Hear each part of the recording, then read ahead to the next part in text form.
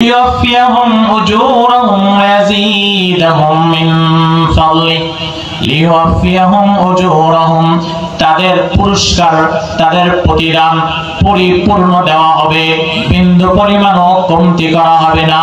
শুধু তাই নয়, ওয়ায়াজিদুহুম মিন ফাদলি, প্রতিনিয়ত আল্লাহ তাআলা তাদের মর্যাদা বাড়ায়া দিবেন। বলেন না সুবহানাল্লাহ।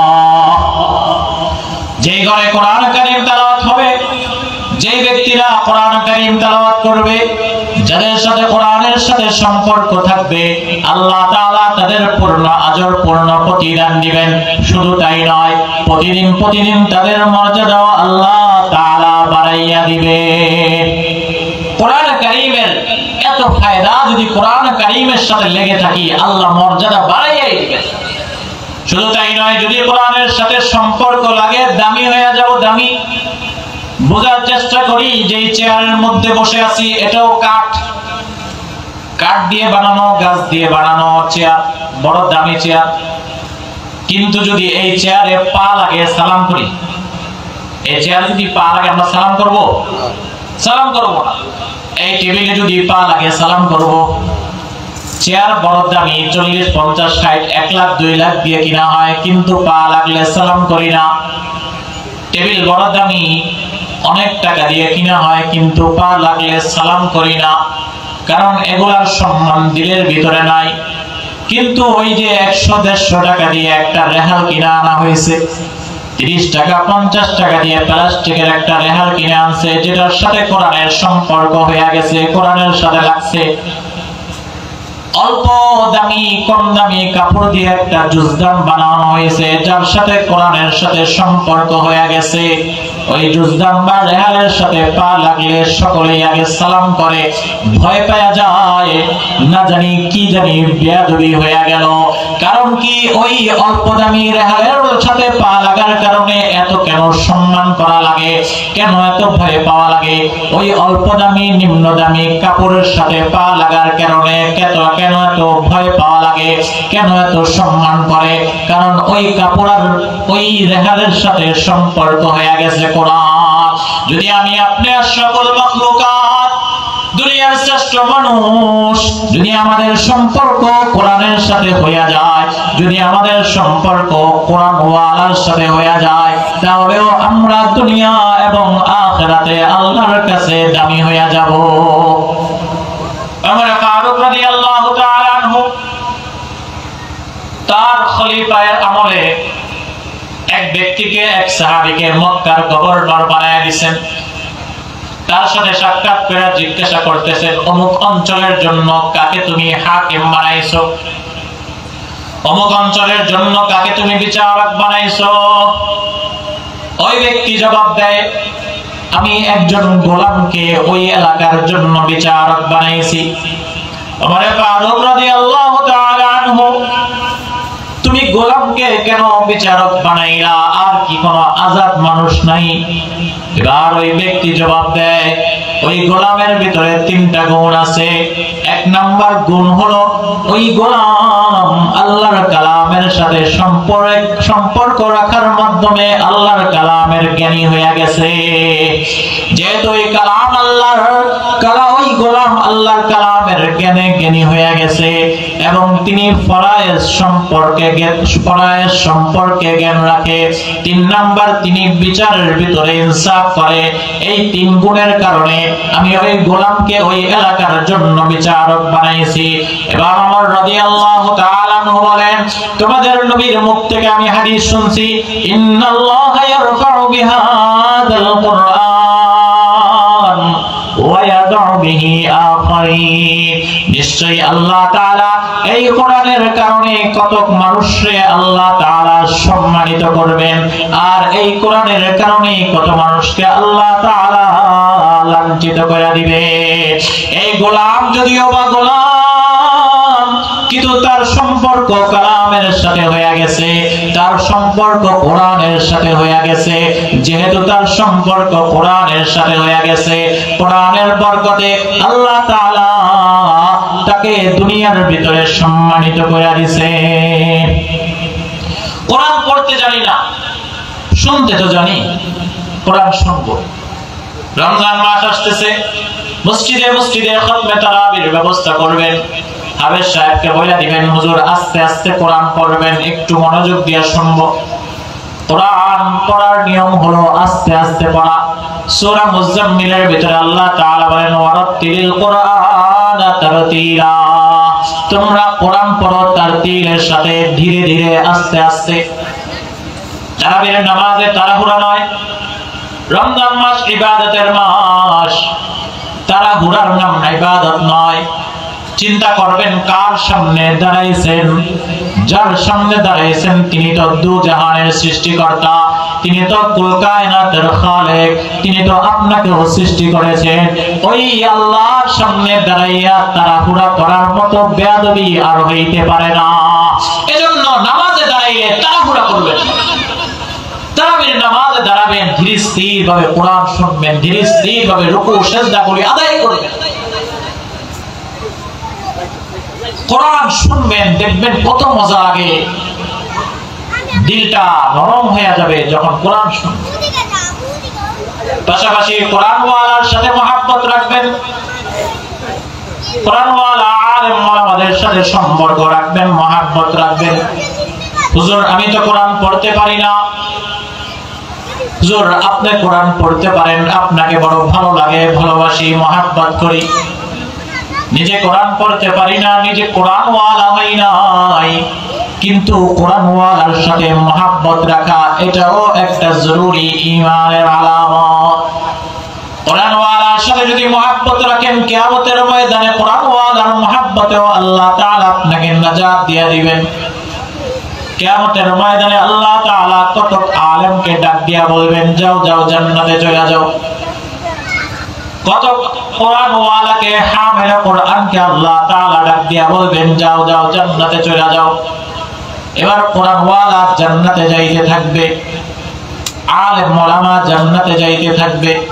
ওই যে দুনিয়ায় থাকতে কোরআন ওয়ালাকে মহব্বত করতো, কোরআন ওয়ালার সাথে সম্পর্ক রাখতো, আলেম ওলামাকে ভালোবাসতো, পেছন থেকে ডাক দিয়া বলবেন, হুজুর দুনিয়ায় থাকতে বড় ভালোবাসছিলাম আপনারে, দুনিয়ায় থাকতে বড় মহব্বত করতাম, দেখা হইলে কিছুই করতে না পারলো অন্তত পক্ষে হাসি মুখে সালাম দিয়ে আপনার হালচাল জিজ্ঞাসা করতাম। বড় সামর্থ্য ছিল না, অনেক কিছুই করতে পারি না, কিন্তু পকেটের ওই 5 টাকা দিয়ে একটা চা খাওয়াইছিলাম। হুজুর কিয়ামতের ময়দানে আল্লাহ আপনাকে কোরআনের কারণে জান্নাত দিয়ে দিতেছেন। কিয়ামতের ময়দানে আল্লাহ আপনার আলেম ওলামা আমলের কারণে জান্নাতে দিয়ে দিতেছেন।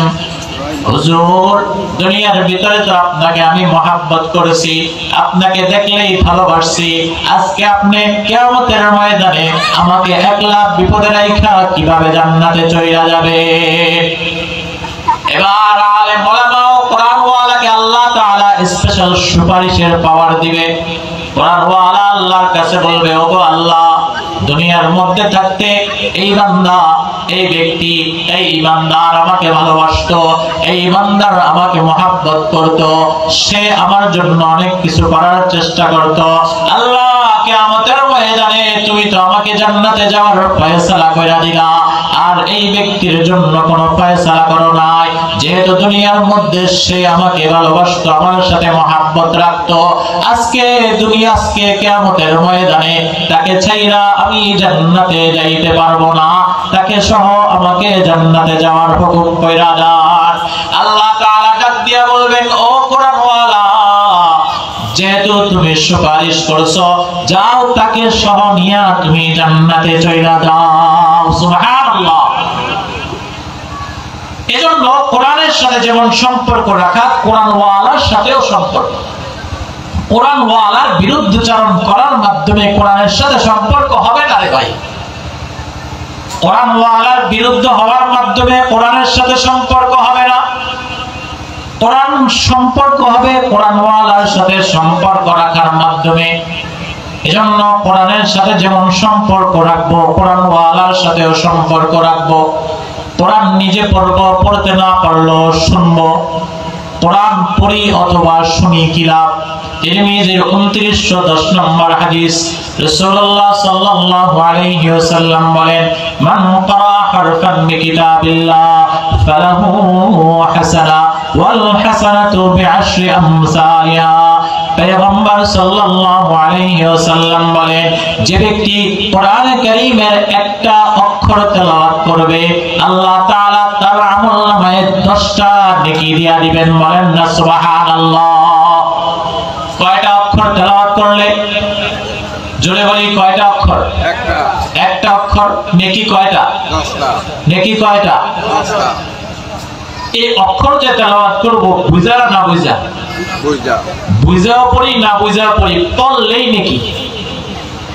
পয়গম্বর পরের অংশের ভিতরে বলেন, লা আকুলু আলিফ লাম মিম হারফুন। আমি বলি না আলিফ লাম মিম একটা হরফ, বাল আকুলু আলিফুন হারফুন ওয়াল লাম হারফুন ওয়াল মিম হারফুন।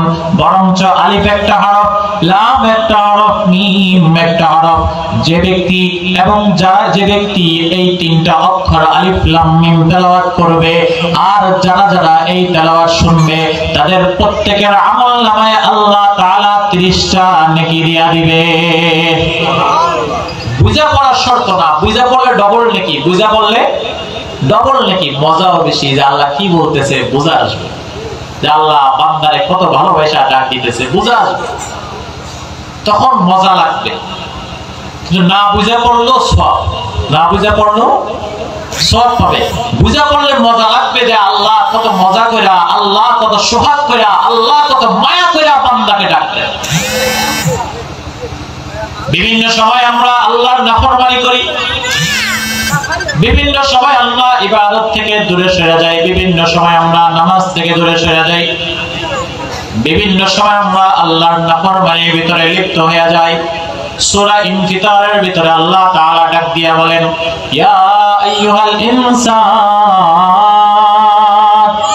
মা গাররাকা বিরাব্বিকাল কারীম।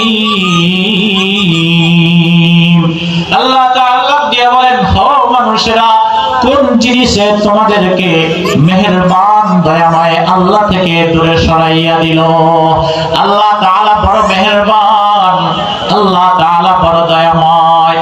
ও কোন জিনিসে মেহেরবান দয়াময় আল্লাহ থেকে তোমাদেরকে দূরে সরাইয়া দিল? আল্লাহ তাআলা বলেন, আল্লাযী খালাকাকা, যে আল্লাহ তাআলা তোমাদেরকে সৃষ্টি করেছেন।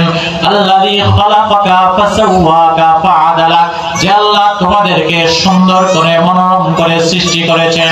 এত সুন্দর করে যে আল্লাহ বানাইছেন, সে আল্লাহ থেকে তোমাদেরকে কে দূরে সরাইয়া দিল? কোন জিনিস তোমাদেরকে দূরে সরাইয়া দিল? আল্লাহ করিম কেন বলছেন? আল্লাহ করিম কেন বলছেন? আল্লাহ এত সুন্দর করে বানাইছেন, খুব ভালো করে বুঝি।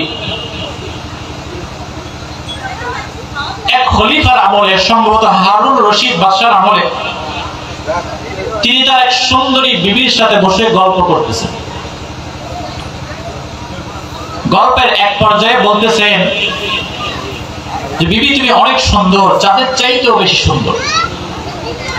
মেয়েদের প্রশংসা করি না আমরা? মেয়েদের প্রশংসা করবেন না, বিবির প্রশংসা করবেন। বিবির প্রশংসা করলে সওয়াব আছে, আর পর নারী, অন্য নারীর প্রশংসা করলে গুনাহ। হারুন রশিদ বাদশা তার সুন্দরী বিবির প্রশংসা করতেছে, ও বিবি তুমি বড় সুন্দরী, তুমি চাঁদের চাইতেও বেশি সুন্দর। বিবি বলে, বাদশা আপনি মিথ্যা কথা বলেন, মানুষ চাঁদের চাইতেও বেশি সুন্দর হইতে পারে না। মানুষ সুন্দর হয়, দেখতে শুনতে ভালো দেখা যায়, চামড়া ফর্সা হয়, কিন্তু চাঁদের চাইতেও বেশি সুন্দর হইতে পারে না।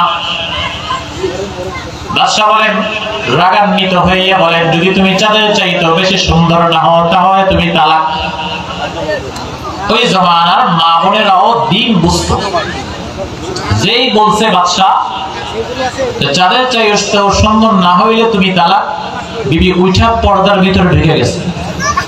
তুমি উঠে গেলা কেন? কারণ আমি চাঁদের চাইতেও সুন্দর না, তাই আমি তালাক হয়ে গেছি, তাই এখন থেকে আপনার সাথে আমার সাথে পর্দার সম্পর্ক, আর সাক্ষাৎ করার সুযোগ নেই। এখানে একটা কথা বলে দিই, তালাক মুখে বললেই হয়ে যায়, লিখিত দেওয়া লাগে না, উকিলের কাছে যাওয়া লাগে না, তালাক মুখে বললেই হয়ে যায়। কিছু জিনিস মস্কারিত হয়ে যায়, দুষ্টামিত হয়ে যায়, তালাক শব্দ মস্কারি করে বললেও হয়ে যাবে। তো হুজুর আমি দুষ্টামি করে বলছি, দুষ্টামি করে তুমি তালাক বলছো না, আর কোন শব্দ দুনিয়ার মধ্যে নাই? নিচে একটা লাউ রাখছেন, লাউ কদু, আপনার হাতে একটা বডি আছে, বডিটা যদি ফালান লাউ কাটবে কিনা? ইচ্ছা করে ফালাইলেও কাটবে, ইচ্ছা করে যদি না ফালান তাহলে কাটবে না? দুষ্টামি করে ফালাইলে কাটবে কিনা? তালাক শব্দটা এরকমই, ইচ্ছা করে বলেন, দুষ্টামি করে বলেন, রাগ হইয়া বলেন, কেটে যাবে, তালাক হইয়া যাবে।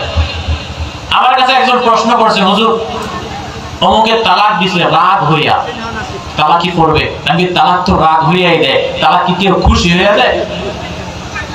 কোন স্বামী তার স্ত্রীর উপর খুব খুশি, খুব খুশি, সে এসে বলবে তোমার তালাক, রাগ হয়ে তো তালাক দিবে, মেয়ে তালাক তো হয়ে গেছে। খুব জরুরি, আমাদের বহু মানুষ জানে না, মনে করে কি তালাক লিখিত দেওয়া লাগবে, না, তালাক মুখে বললেই হয়ে যায়। হারুনুর রশিদের বিবি পর্দার আড়ালে চলে গেছে, হারুনুর রশিদ বড় চিন্তায় পড়ে গেছে, বিবি তালাক হয়ে গেলে এত সুন্দর বিবি চলে যাবে, কি অবস্থা হয়ে যাবে।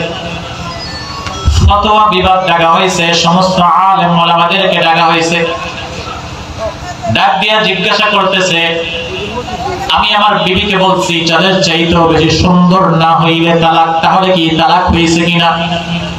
এবার এক এক করে সকলেই বলতেছে হ্যাঁ তালাক হয়ে গেছে, কারণ বিবি তো যাদের চাইতেও সুন্দর হইতে পারে না। আস্তে আস্তে আস্তে আস্তে ইমাম মুহাম্মদ রাহিমাহুল্লাহ তাআলার কাছে আসছে। ইমাম মুহাম্মদ রাহিমাহুল্লাহ তাআলা ছোট্ট আলেম, ছোট্ট ব্যক্তি, তারা বলতেছে বাদশাহ যদি অনুমতি দেন আমি একটা কথা বলতে পারি। বলে হ্যাঁ বলো।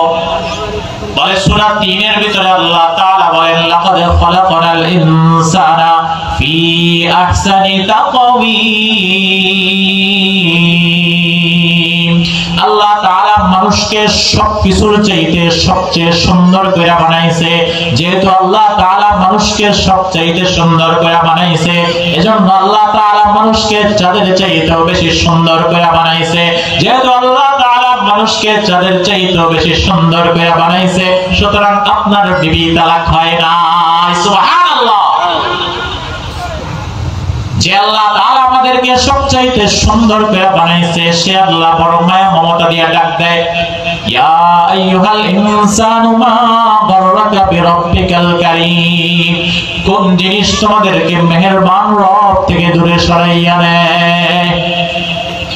এই যে কথাগুলো, এগুলো বুঝবেন কখন? যখন কোরআনের অর্থ বুঝবেন, তখন মজা লাগবে যে আল্লাহ কত মায়া ভরা ডাক দিতেছে, আল্লাহ কত বান্দাকে মেহেরবান করে ডাক দিতেছে, আল্লাহ কত সোহাগ করে আদর করে বান্দাকে বুঝাইতেছে, তখন বুঝবেন, তখন মজা লাগবে। কিন্তু না বুঝাও যদি কোরআন পড়েন, কোরআন শুনেন, তাহলেও আল্লাহ তাআলা এক অক্ষরে কয় নেকি দিবে? 10 নেকি। বুঝাচ্ছে তো? 10 নেকি, এক অক্ষরে 10 নেকি। এজন্য কোরআন পড়বেন, পড়তে না পারি শুনবেন, অন্তত পক্ষে রমজান মাস চেষ্টা করবেন খতমে তারাবি ধীরে ধীরে পুরো খতমটা শেষ করা। কোরআনের সাথে সম্পর্ক রাখলে দামি হয়ে যাবে। কোরআন পড়লে এক অক্ষরে 10 নেকি করে পাবেন। কোরআন শুধু মানুষ শুনে এমন নয়, ফেরেশতারাও শুনে। কোরআন কারা শুনে? ফেরেশতারাও শুনে। আরেকটা হাদিস শুনে, হযরত আবু সাঈদ খুদরি রাদিয়াল্লাহু তাআলা আনহু বলেন, উসাইদ ইবনে হুযাইর রাদিয়াল্লাহু তাআলা আনহু ঘোড়ার আস্তাবলের ভিতরে কোরআন শরীফ পড়তেছে। যে জায়গার ভিতরে ঘোড়া রাখে সেই জায়গাকে বলা হয় ঘোড়ার আস্তাবল। ওই ঘোড়ার আস্তাবলের ভিতরে কোরআন শরীফ পড়তেছে, আর তার ছেলে ইয়াহইয়াকে পাশে রেখে দিয়েছে। যেই কোরআন শরীফ পড়া শুরু হয়েছে, কোরআন পড়তেছে, কিছুক্ষণ পরে ঘোড়াগুলি ছটফট করা শুরু হয়ে গেছে।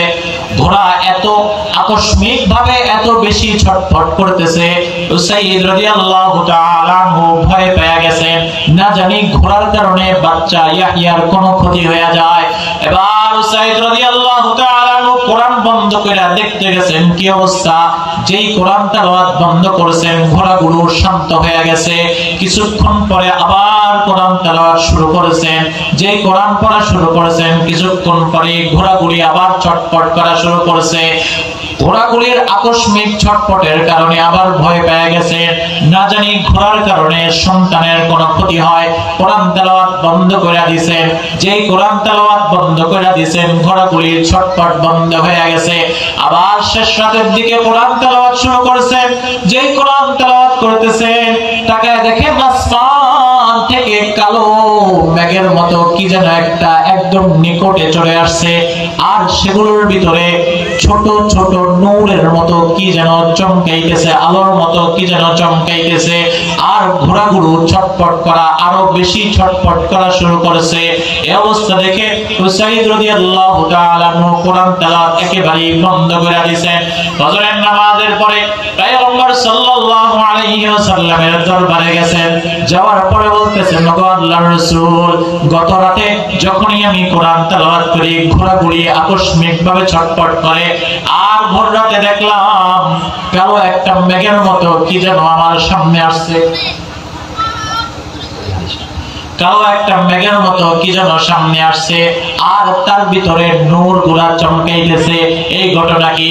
পয়গম্বর ডাক দিয়া বলেন, ও সাইদ, তুমি যখন কোরআন তেলাওয়াত করতেছিলা আসমানের ফেরেশতারা কোরআন তেলাওয়াত শোনার জন্য আস্তে আস্তে জমিনে নাইমা আসছে। সুবহানাল্লাহ। তুমি যদি কোরআন তেলাওয়াত বন্ধ না করতা, তুমি যদি কোরআন তেলাওয়াত চালাইতেই থাকতা, ফজরের সময় ফেরেশতারা সচক্ষে, ফজরের সময় মুসলমান ঈমানদাররা সচক্ষে ফেরেশতাদেরকে দেখতে পাইতো। বিজ্ঞান কিছুদিন আগে, দুই একদিন আগে হয়তো আর টিভিতে একটা নিউজ করছে, নাসা মহাশূন্যের আওয়াজ রেকর্ডের জন্য বিভিন্ন যন্ত্র সেখানে পাঠায়। তার ভিতরে ভয়েজার 1, ভয়েজার 2 এই সমস্ত যন্ত্র আছে। তো নাসা আগে বলতো মহাশূন্য নিঃশব্দ, যেখানে কোনো শব্দ নাই। কিন্তু দুই একদিন আগে রিপোর্ট করতেছে যে মহাশূন্যে কিছু আওয়াজ রেকর্ড হয়েছে, কিছু আওয়াজ রেকর্ড হয়েছে। আর টিভি নিউজে বলে যে ওই আওয়াজগুলো ফেরেশতাদের জিকিরের আওয়াজ। বলে সুবহানাল্লাহ। বিজ্ঞান যত উন্নতি করবে আল্লাহ তাআলার কুদরত, আল্লাহ তাআলার মহত্ব ততই বেশি প্রকাশ পাবে। এজন্য ভাই কোরআনের সাথে লেগে যায়, নিজে দামি হয়ে যাব। আজকের কোরআনের মাহফিল, আমাদের মেহমান অনেক দূর থেকে আসছেন, অনেক বড় বড় মেহমান। এদেরকে দাওয়াত দিয়ে আসলে পাওয়া যায় না, আল্লাহ মিলিয়ে দিয়েছেন, পাওয়া গেছি। এশারের পরে সকলেই আবার সশরীরে এখানে উপস্থিত হতে পারবো ইনশাআল্লাহ। আল্লাহ তাআলা আমাদেরকে উক্ত কথা মতো আমল করে